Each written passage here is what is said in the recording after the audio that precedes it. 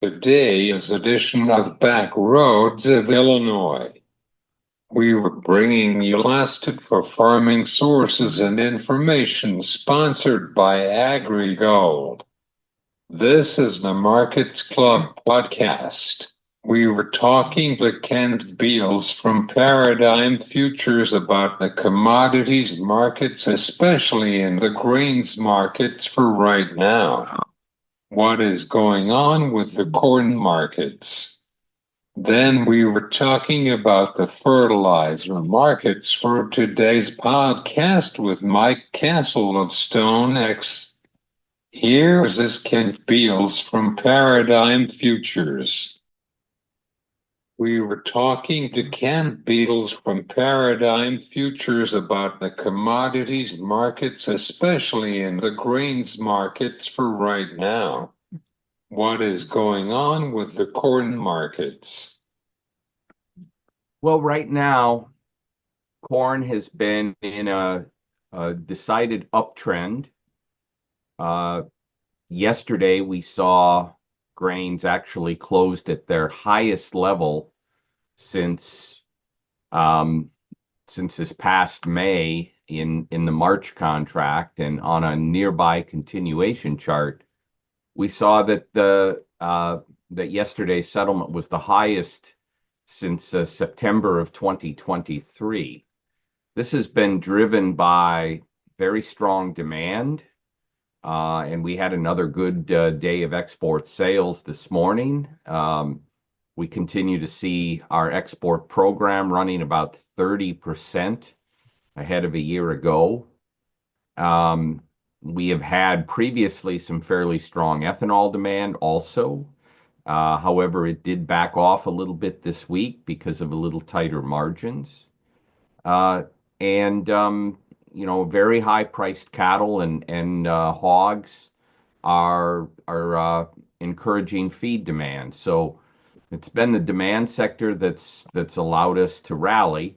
Now today we have had a bit of a correction. Markets are down about between 6 and 7 cents, and during this rally we've had many different days where uh, farmer selling seems to overwhelm that demand because farmers have had a rough go over the last year and have been very anxious to be able to sell some of these better prices. So today was just another correction like any of the corrections that we've had previously. We still think that the setup here for corn is relatively bullish.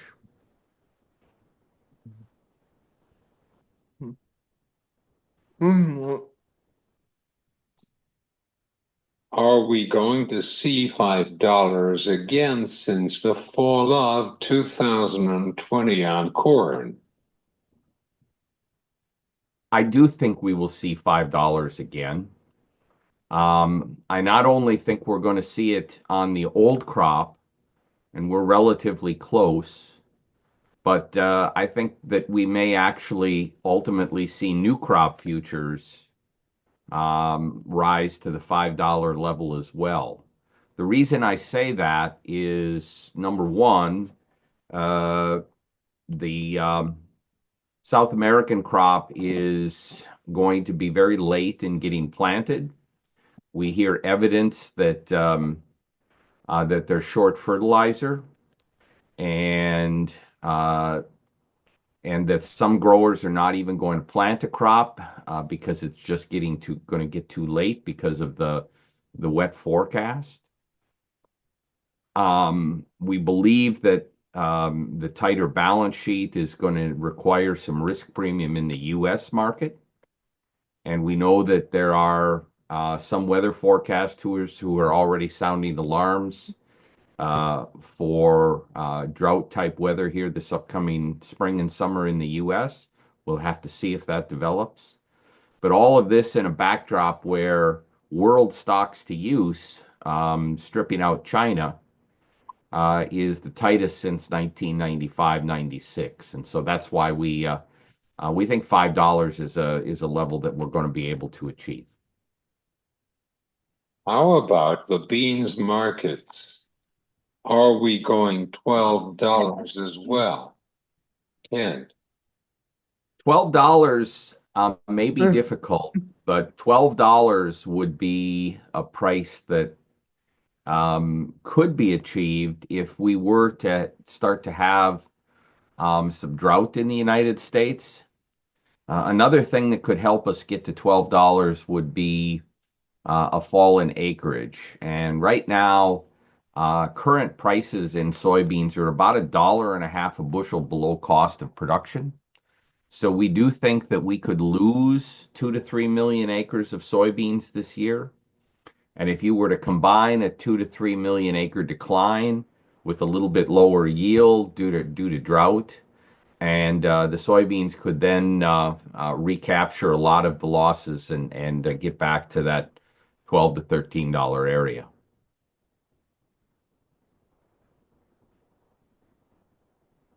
For sure, Kent. Concerns with tariffs for Canada and China with the beans markets. So that's another reason why many analysts have been bearish because they're worried about tariffs.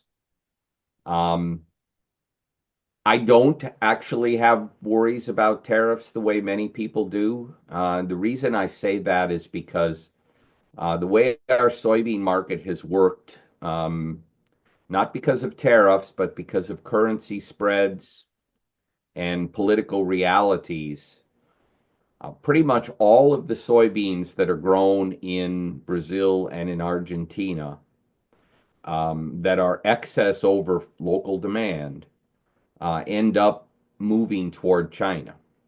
And that's exclusive of whether or not there are or are not retaliatory tariffs on U.S. soybeans. So in my opinion, it has less impact on our export program than what many people think. Can you tell us that what is the importance of free trade for soybean to China?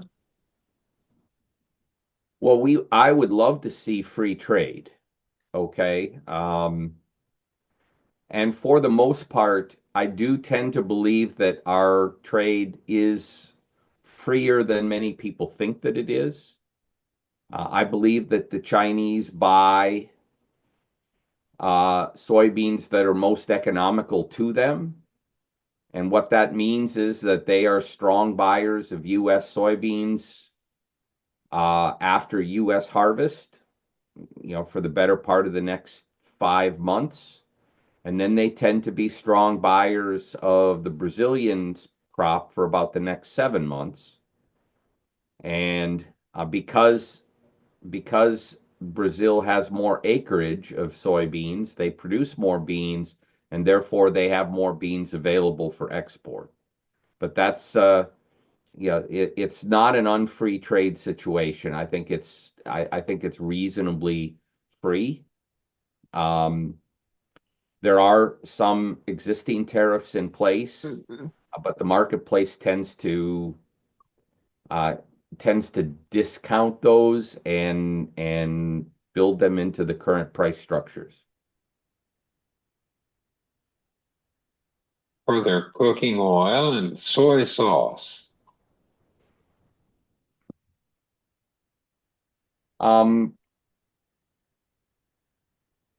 You're asking about cooking oil and in soybean renewable diesel production.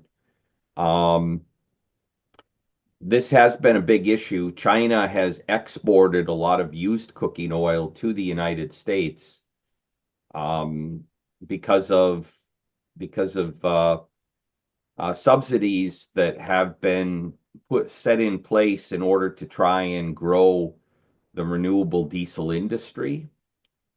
If there's any government policy that is maybe less free trade oriented, it would be that one.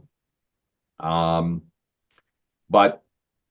the Chinese have realized that used cooking oil might be better kept at home for their own renewable diesel industry. And so, whereas the Chinese were revoking export subsidies on that used cooking oil, they have now stopped. They've now stopped that revocation, and so used cooking oil is now becoming more expensive into the U.S. out of China. And of course, we are still waiting to hear what the status of 45Z rules are going to be for the renewable diesel industry going forward. So at the moment, that's still a very large question mark as to how how that situation is going to resolve itself. We do know that there still are mandates from the states of New Mexico, California, Oregon, and Washington that mandate the production of that renewable diesel. It's just going to be a question of at what price is the consumer going to have to pay for goods that are trucked by diesel in those states, because without those subsidies, the price of diesel fuel is likely to be higher.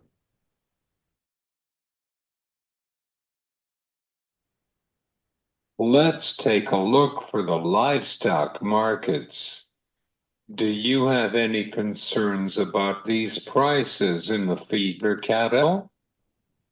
Actually, I do. They're, of course, very expensive. Just this week, we made new lifetime highs in both feeder cattle and live cattle.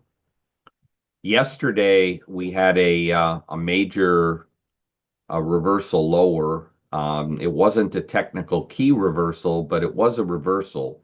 And we're seeing lower follow through again today.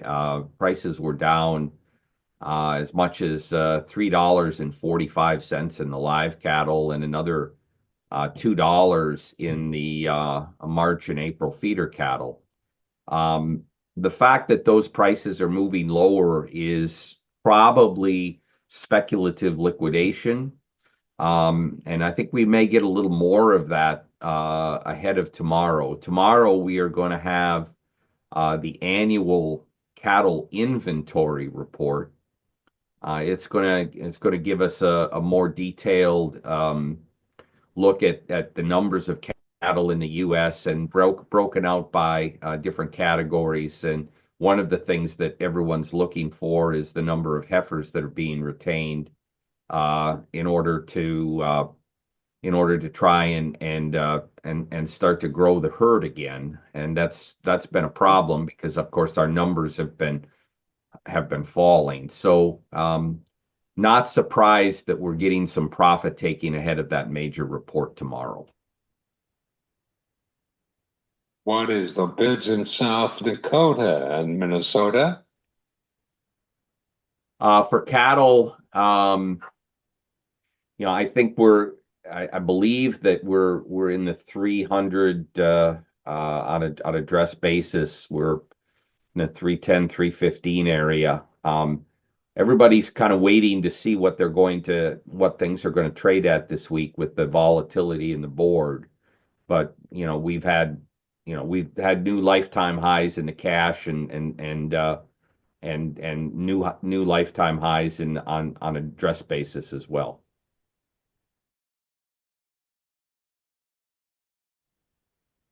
Do you have any final thoughts on the tariffs for right now?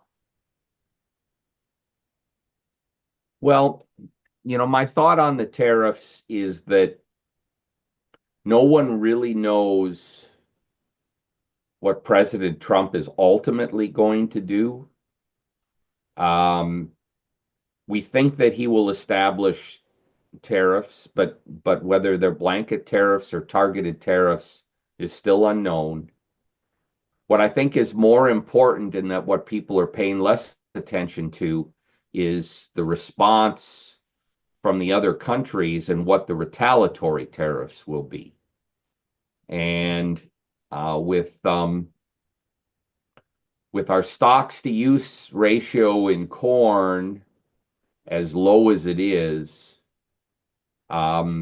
people have been worried that we might, the worry that we're going to have retaliatory tariffs against U.S. grains might be a little overblown. because I'm not sure that there are a lot of other choices for other countries to be buying grains from other folks. There's only a limited amount of supply of grain in the world, and right now that limited supply is primarily centered in the United States. Thanks, Kent. Thank you very much. This is Kent Beadle from Paradigm Futures for the Markets Club podcast.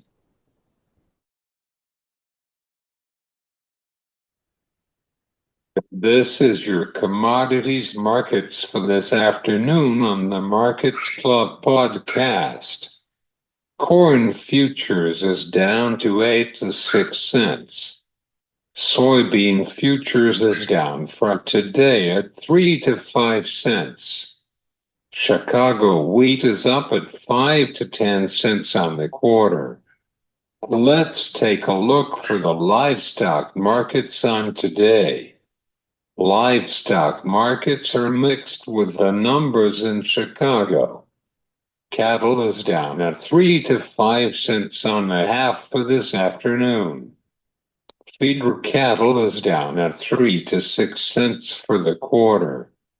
Butting hogs is up at 5 to 9 cents. This been your commodities markets for this afternoon.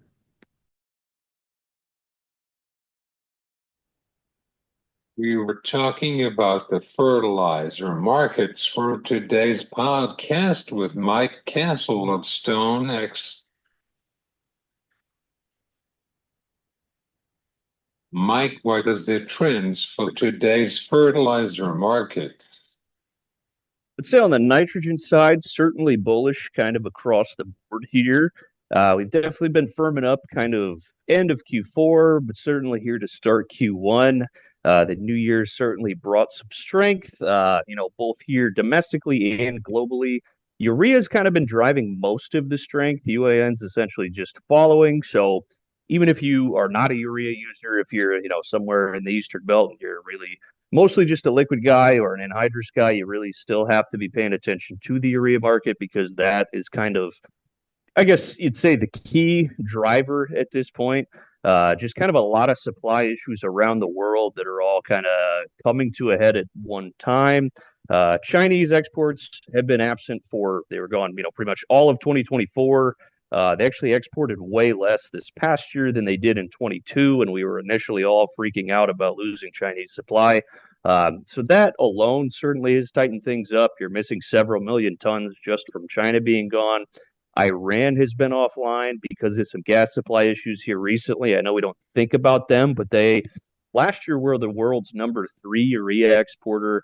They're very, very big. Their stuff just kind of gets out under the name of other countries. So on paper, their exports don't look quite as big as they are.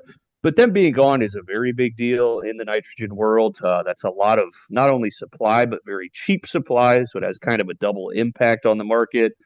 On the demand side, we saw Brazil import a ton of urea in the last quarter of last year. Obviously, they're just now starting to plant their safrinha corn crop. So the demand is there for them.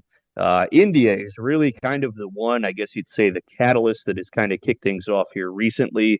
They came back to the market a lot more in Q4 with a handful of tenders and announced one here recently. They're currently still, kind of awaiting a purchase decision on their current tender. But their goal coming in was to buy 1.5 million tons. They're struggling to get 500K of that locked up. They counterbid suppliers, but essentially with as tight as the market is right now, even though the offers really were fairly tight in this tender, the sellers are essentially saying, no, thanks. I think we can go sell higher elsewhere now. It certainly just kind of feels like the seller is kind of more in control on the global market.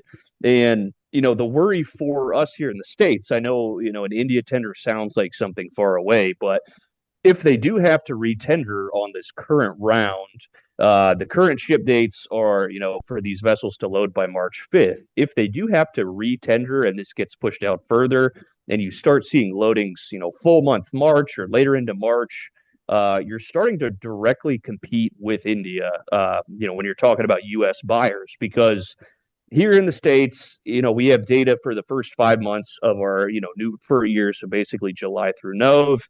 And across the board on nitrogen, it's been small imports, huge exports. So we know we've tightened up domestic supply. We know we need imports before spring.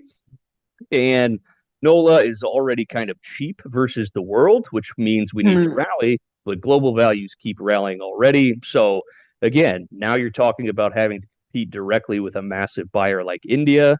That certainly, would make things feel a lot tighter because again, you're competing over a more limited supply in China's absence, in Iran's absence, with already tight domestic supply here. So overall, the nitrogen side of things, it looks like we're just kind of continuing to feel quite firm here going forward, especially with spring now, just right around the corner.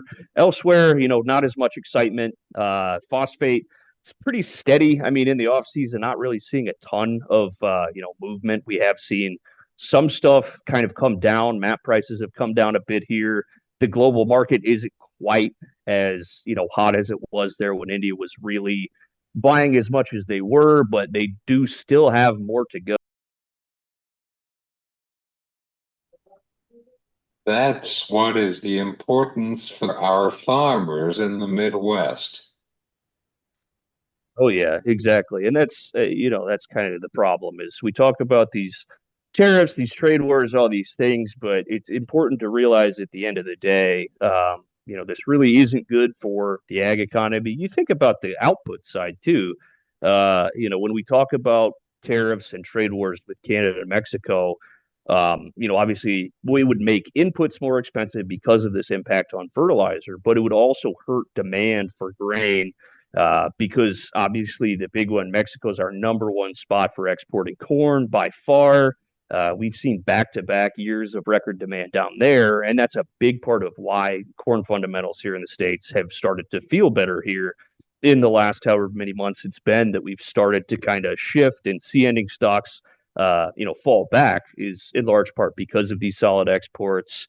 And at the same time, Canada is our number one destination for ethanol exports. So you lose that outlet, you start to see less grind on the ethanol side of things. That hurts corn demand too, as well. So it really is a double-edged sword where, you have impact at the farm level on the input cost side of things and demand and then subsequently price on the output side as well. Of course, Mike.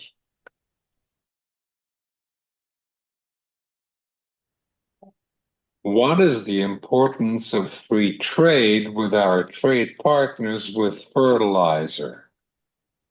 Yeah, I mean, like we've covered here, obviously, we touched on just how much of our supply comes from these folks. And at the same time, it hurts not only the U.S. farmer, but we're a major exporter to Canada as well on the fertilizer side of things. So it hurt the Canadian farmer as well. Everyone essentially is paying higher prices than they need to just because of these tariffs. And a big part of that, Canada used to get most of their urea imports from Russia. But once Russia invaded Ukraine, Canada put tariffs in place to effectively say, we're not going to bring in Russian stuff anymore. And the last couple of years, they haven't. And the U.S. has really filled that gap. We're the number one exporter of urea to Canada now. They've kind of diversified away. They're bringing in more from countries like Algeria, North African and Arab Gulf producers. But again, the U.S. is number one. So if we saw this back and forth, again, that means the urea that Canada is bringing in from the U.S. is that much more expensive as well. And at the end of the day, once again, it would be the Canadian farmer footing that bill.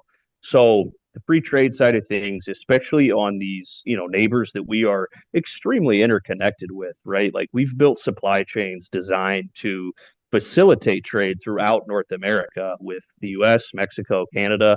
There's a ton of commerce that goes between us. Obviously, we're just talking about the ag industry, but there is a wide range throughout, every industry you can think of that are very interconnected. So again, it's very important. I don't think you could stress that enough. How about in the Middle East, like in Israel for right now?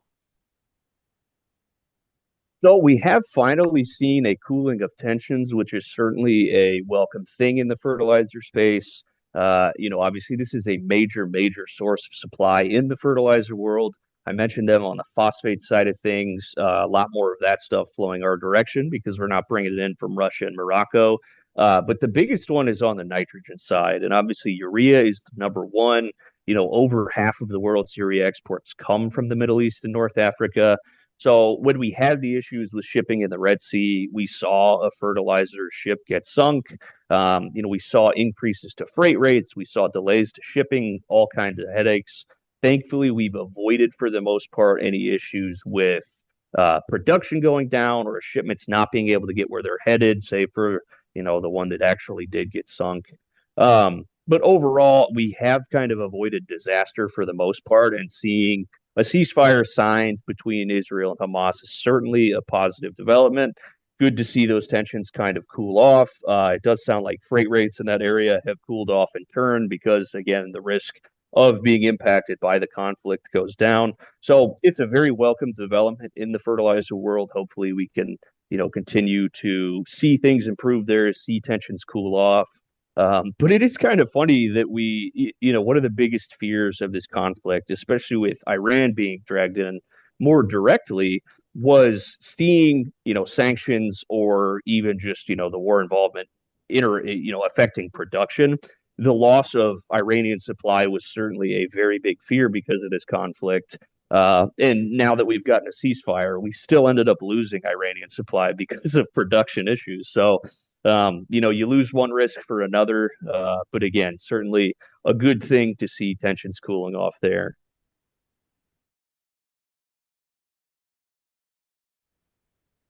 Do you have any final thoughts on the fertilizer markets for this weekend? Yeah, I would just say, for the farmer, have the conversations with your supplier earlier than you would think. Obviously, we're wrapping up the month of January here. It's not going to be far off until we're in the field. Spring season is now just around the corner at this point. Supplies are tight on the nitrogen side of things. I think if you're waiting till the last minute to buy, this is not a good year to be doing that. So have that conversation with your supplier early. Again, it's important to have a plan, and it's also important to take advantage of a good buying opportunity when you see it on the fert side and a good sales opportunity when you see it on the grain side. We finally seen some life in the grain markets. I kind of alluded to a bit of a better tone here in the grain markets after that Jan WASD. So you got to reward the market when it gives you the breaks. Sell the rallies, and also think about the input side of things, because if you sell the grain and you think you've locked in a great margin, but you don't lock up the input side of it, you're leaving yourself open to that risk as well. So we always like to stress to the farmer to think about the two as a ratio, thinking about, cost of fertilizer, in terms of how many bushels it takes to buy 1 ton, that kind of thing. Looking at the two to kind of, take some of the emotion out of it.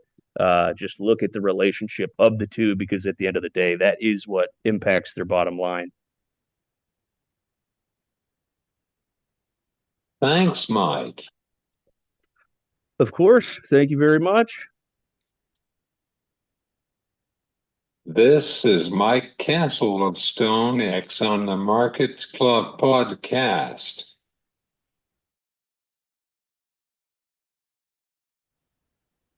Thanks to Kent Beadle and Mike Castle. This has been the Markets Club podcast. I am Cesar Delgado.